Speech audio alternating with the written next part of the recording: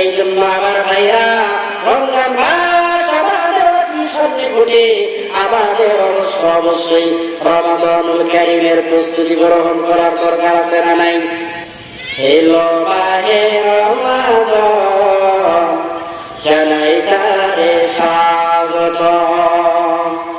এলো মাহে রমাদান, জানাই তারে স্বাগত। এসো বিশ্ব শান্তি করি কামনা,